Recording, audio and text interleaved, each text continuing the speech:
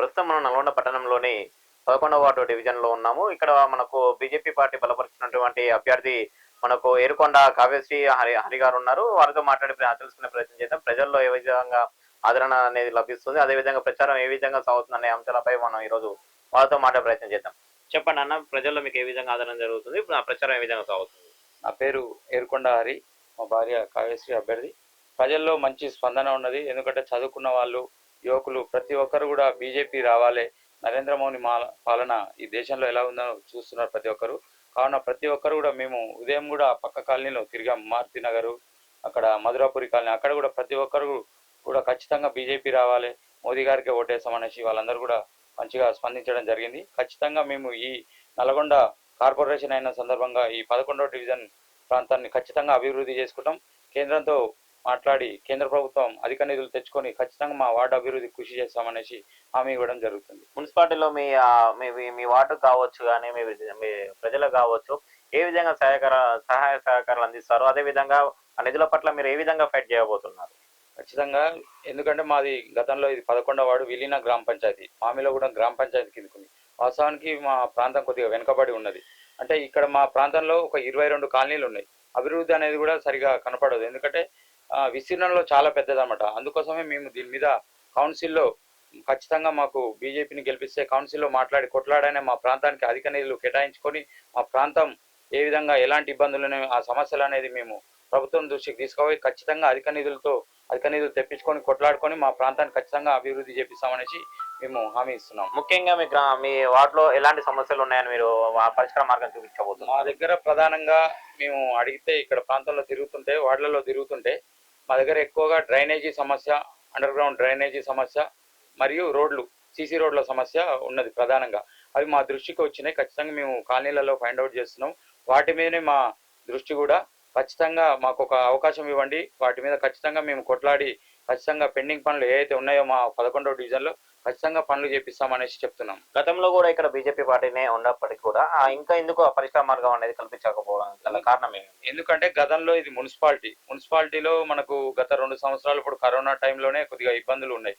వాస్తవానికి మనకు ఈ వార్డు కేటాయించిన డబ్బులు మన నల్గొండ మున్సిపాలిటీ మెయిన్ రోడ్లకు కేటాయించుకొని ఆ డబ్బులు ఇక్కడ వార్డు అభివృద్ధి చెందకుండా జరగడం జరిగింది. మీరు చూస్తున్నారు, మన నల్గొండలో మున్సిపాలిటీ మీద 100 కోట్లు అప్పు తెచ్చి మెయిన్ రోడ్లు వేసుకోవడం జరిగింది. వార్డులలో ఎక్కడ కూడా అభివృద్ధి జరగలేదు. అందుకోసమే అభివృద్ధిలో కొద్దిగా వాస్తవానికి గత 5 సంవత్సరాల్లో ప్రధానంగా రోడ్లు అయినా డ్రైనేజ్ అయినా ఎక్కడ కూడా పనులు జరగలేదు వాస్తవానికి.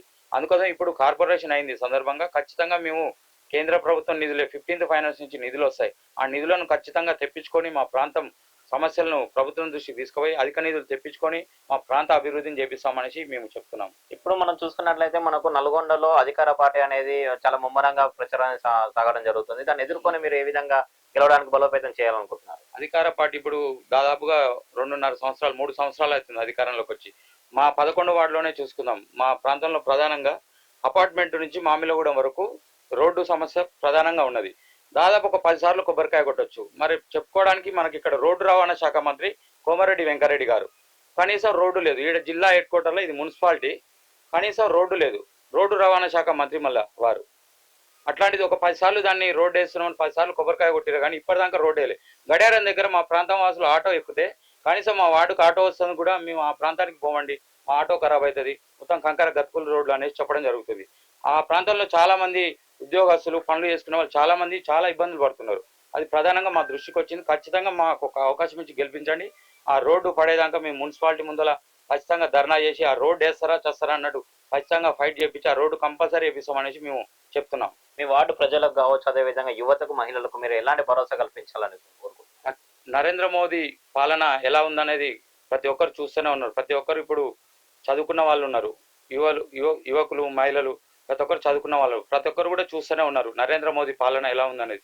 ఖచ్చితంగా మాకు ఒక అవకాశం ఇవ్వండి. మా వార్డులో కూడా ఒక లైబ్రరీ ఏర్పాటు చేసి విద్యార్థులకు వాళ్ళకు చదువుకొని జాబ్ల వైపు పోయేటట్టుగా మేము కృషి చేస్తాము. ఖచ్చితంగా మహిళలకు కూడా ఉపాధి హామీ, వాళ్ళకు కుట్టు మిషన్లే కానీ లేదంటే ఇంకైనా ఎంబ్రాయిడింగ్ వర్క్ కానీ అట్లాంటివి స్కీమ్స్ పెట్టి ఖచ్చితంగా మహిళలకు, యువకులకు ఉపాధి దొరికేటట్టు ఖచ్చితంగా మేము ముందుకు పోదామనేసి చెప్తున్నాం. అధికార పార్టీ కాంగ్రెస్ ఏదైతే ఉందో ఆ బలపరిచినటువంటి నాయకులు మీ బీజేపీ పార్టీ నాయకులకైతే ఒక సవాల్ అయితే విసరడం జరుగుతుంది.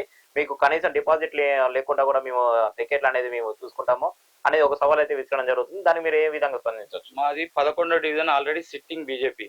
అట్లాంటి ప్రసక్తే లేదు. ఖచ్చితంగా మళ్ళొకసారి 11వ వార్డు మీద కాషాయ జెండా ఎగిరేస్తామనేసి చెప్తున్నాం.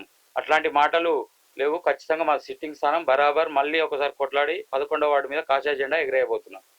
Okay, right. చూసాం కదండి, ప్రస్తుతం మనతో పాటు హరి గారు మాట్లాడారు. అదేవిధంగా వారు తెలియజేయడం జరిగింది. యువతకు మేము ఆహర్నిశలు మేము అండగా ఉంటాము. అదేవిధంగా మా వార్డు ప్రజలు ఎవరైతే ఉన్నారో మాకు ఓటేసి అవకాశం కల్పిస్తే మేము గతంలోనే కాకుండా ఇప్పటికి కూడా మీ సేవా కార్యక్రమాలు అనేక సేవా కార్యక్రమాలు అనేది చేయడం జరుగుతుంది. అదేవిధంగా వార్డు సమస్యలు ఏ విధంగా అయితే ఉన్నాయో వాటిని మేము 100 రోజుల్లోనే మేము పరిష్కార మార్గం అనేది తీర్చిదిద్దే అంశాలపై మేము పనిచేస్తామని వాళ్ళు తెలియజేయడం జరుగుతుంది. ఈ ఒక్కసారి మాకు అవకాశం ఇచ్చి గెలిపించగలరని వారు కోరడం జరుగుతుంది. కెమెరామెన్ మురళితో రిపోర్టింగ్ మహేష్.